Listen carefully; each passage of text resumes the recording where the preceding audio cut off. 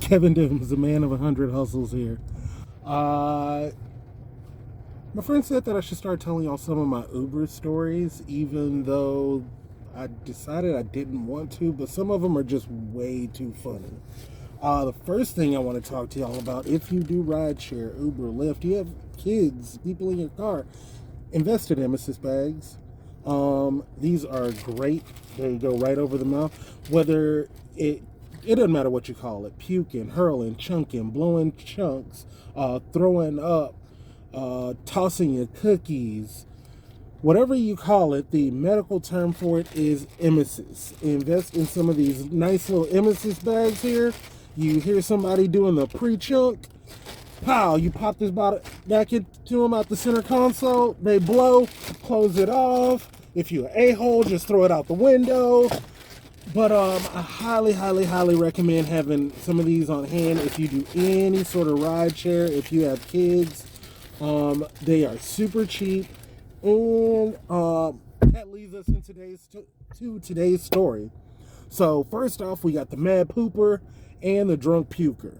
So yesterday, I met an awesome gentleman who's trying to open up a rehab. Mike Casme, shout out to you. Hopefully we get to do some business. And I'm taking Mr. Casme to a lunch meeting. Look over, there's this woman. She makes direct eye contact with me. Obviously, she's homeless, probably suffers from some mental illness, and I'm not making fun of that. I'm not making fun of homelessness. I'm not making fun of drug addiction. I'm not making fun of mental illness. But people are people, and when people do funny stuff, you get to laugh at it. Thank you.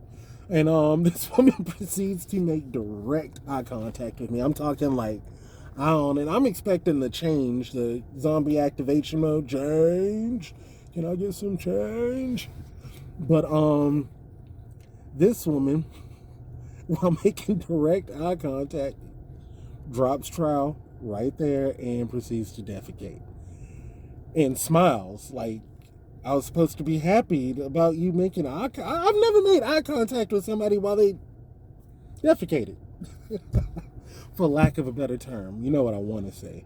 But just in case I don't want to get demonetized, because in case I start finally getting money for these videos. But that was the Mad Pooper and the Puker. Normally I do not drive between 1:30 and 3 o'clock in the morning because I don't have patience for drunks. I don't want to deal with pukers. I don't want to deal with just people most of the time in general. And drunks, they rank high on the obnoxiousness scale. There's only one class of people that are more obnoxious than drunks, and that's hood rats. But that's a whole nother story.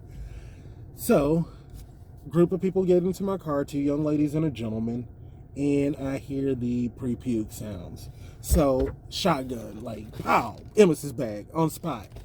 And somehow she manages to miss this big hole that is designed. Look at I'm a big dude. I'm like 220 something pounds. I cannot miss this bag. Somehow she misses the whole bag, gets it all over her shirt, gets it all over her friend, starts a classic barforama, and now I got two girls that I'm literally pulling over in downtown Houston to get out of my car so that they're not throwing up. Mind you, thank God I'm not in my Nissan right now. I'm in a rental. That's a whole nother story again. But I got these girls downtown Houston. I'm not trying to leave them abandoned because this is not the safest spot. And they weren't bad looking girls. And none of my help has anything to do with their looks. This is just who I am as a person. But I'm not letting these two puke monsters get back in my car. So I proceed to hand them trash bags. And because I'm a gentleman, I literally took the shirt off my back to give to one of the young ladies so that she wasn't undressed on the side of the road downtown. But that being said, Uber stories for yesterday, we got the Mad Pooper and the Puke Monster. Everybody else was fairly chill, nothing too crazy. We're going to see what today's adventures bring. But my dear friend Michelle Custer, she said that I needed to start telling Uber stories because they were just, some of them are too funny to miss. There was also a guy I randomly picked up in Porter, Texas. I love the middle of nowhere, in between towns. If y'all want to hear facts and weird nerd shit about the in between towns, I'll love to bring those to you because those are my favorite places. But long story short, picked up a guy in Porter, middle of the night, 3 o'clock in the morning, headed back from Livingston, and of all the places this guy could have lived, I noticed he lived at my mom's old address, her old apartment complex. And I go to drop him off, and as I'm getting closer, I'm like, oh crap.